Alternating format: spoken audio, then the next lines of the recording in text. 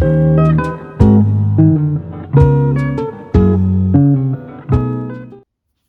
morning, evening, afternoon, everyone. My name is Mark. And I'm Zoe. And we are the Board Adventurers. And it's party time. We are late to the game. We are late to the party. We are talking today about a party game that our group has enjoyed very recently, and that is So Clover, designed by Francois Romain and published by Repos Games. Yep. I hope I pronounced that correctly. If not, I apologize. Now, in So Clover, you can play this 2 to 6, I believe, and each one of your players is going to get one of these clovers here. And you're going to get 4 of these little squares that you're going to put in to your clover for each side. Then on each side of the clover, for every word that's there, every 2 words that you have, you're trying to put a word secretly that relates the 2 words. Once you've filled out your entire clover, you're going to take out all 4 of these and you're going to add a 5th one. And when everyone is done at the table, you're going to reveal your clovers one at a time with the words written down there. It's a one-word clue that you're going to give. And everyone else is going to try to guess the 4 in the correct orientation, the combination of words that go into your clover. If they don't get it right, you'll get to remove all the incorrect ones, and then they'll get one more shot. If they don't get it right, then you just don't score a point. And then you're going to keep playing until whenever you guys want to decide to stop the game. Yeah. So what do you think about the game? So Clover is a pretty fun game. It is. There's a lot of party games out there. A ton of party games, especially word party games. Right. And I think this kind of ranks high amongst those, which is kind of interesting because it feels like,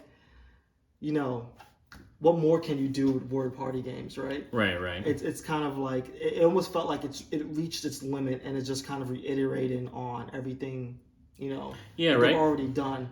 And this kind of took that clever, it's a gimmick, the clover thing, but it took the word association party thing and took it to another level for me that I thought it was like pretty clever.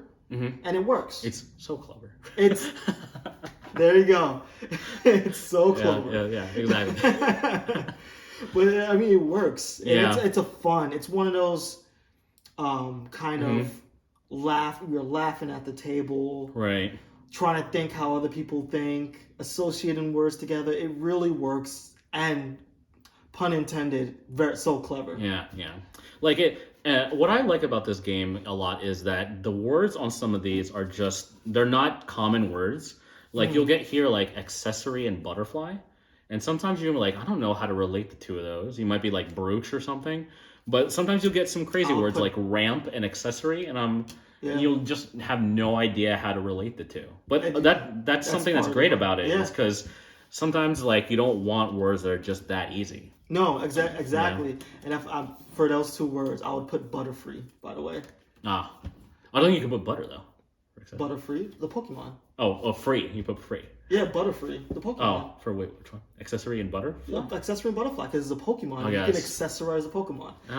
Makes sense. But, like, butter is in the word. I don't know if that'd be arguable, right? Yeah, I guess that would be arguable. I think there might be something in the rules where you might be unable to do that. Let's check. That's a good point. So while he's checking that, it's it's true. There's a lot of unique words, and there's a ton of cards in here. There's like at least 100, right? Yeah. With each a lot of and then unique there's words. 4 sides on each of them. Yeah, and it's kind of like the combinations is kind of cool, where you're kind of like, how do I relate the words? Like, look, like skull and patio. It's like, how do I relate those 2 words? And there's a lot of that, and there's a lot of fun to be had. It kind of forces you to think more like outside the box. You have to learn how to compare words like well and communicate them to your team so that they would catch that. Yeah. Going back to that Butterfree. The only valid clues they really say is you can't have a translation of the word. You can't have something in the same family or a made-up word. Now, I think you could argue possibly it might be in the same family because you have the word butter in both of them. True. But to me, I'm like, it might just end up being a house rule or something. Like yeah, that. yeah, that's true. And like this is a very casual game. I don't think we should be. Yeah, like when you play, you really shouldn't be going hard into just rules. Like you should be having fun with this game. Yeah, there's like points you're supposed to be adding up. No one does that. Yeah, we don't ever do that. It's more of like we play it, we laugh, and then we play it again. Yeah, like this is like a very solid party filler game that our group like enjoys a lot. Now Repos as a company puts out a lot of these games. Yeah. So where do you rank this in terms of like the Repos party games? Like I guess if we're gonna be like or if we're gonna eventually talk about the others, so we have the others here. We have Just One and Fun Facts, and we might be getting whatever's coming out for them too. This would be maybe solid second right now. There's one game that I like more and one game that I like less, but we'll talk about that when we talk about the games. Well, what about in comparison to Codenames, which I think it's in the family of this is very similar to Codenames in that like you have that same aspect of you're trying to get people to guess your word, but now you're trying to guess it between two words. Kind of like it has that similar, like when you say in Codenames you have you say a word and you say two. You're trying to get them to get the two words, but instead this one you already know it's only two. Yeah. But they have to put them in the correct orientation because then messing up that orientation messes up the clover on the left and the right leaf. Yeah. So that's. Codenames for me got old. This game still has some, interest in it because it's so replayable. I think part of the reason, and I agree with you actually, Codenames is a game that got played so often with our group that like when the box come out, I shudder. Like I just don't want to play it. I was like, oh God, Codenames.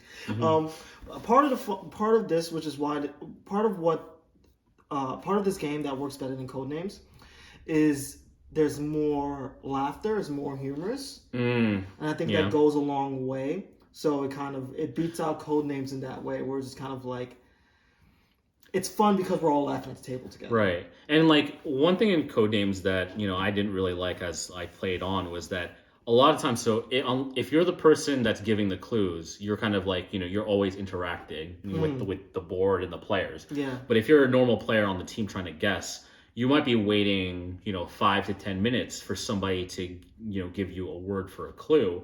So you're kind of like, you have a lot of downtime. Yeah. In this game, you don't have downtime. You're either writing or you're trying to guess. Or you're trying to check that your team is guessing the right thing. And this is a way quicker game than Codenames too. Yeah, it feels like you can you'll get through writing your clues within 5 minutes. Hopefully everyone doesn't, take that much time. Then checking it's really all cooperative at that point. And then if you guess you're wrong, that takes another minute to recheck. Then you go to the next person, and then you could play as many rounds of this as you want. Yeah, it's a game that's very self-aware of what it offers, and it times itself accordingly. Right. Like you could play this as long or as short as you want. Like a game is literally 5 minutes, 5 to 10 minutes. No, definitely. Which is perfect for a game like this. Right. Yeah. Cool. So in terms of buy, play, or pass, where does this rank for you? So I really like this game a lot. It's hard because I sway between play and buy. Because I don't want to tell somebody to buy something if it's not really going to be their thing. But I can see this being almost accepted by a whole bunch of people that love word games, love puzzle games, love cooperative games. So this might be a solid buy for me. I would take this as a buy.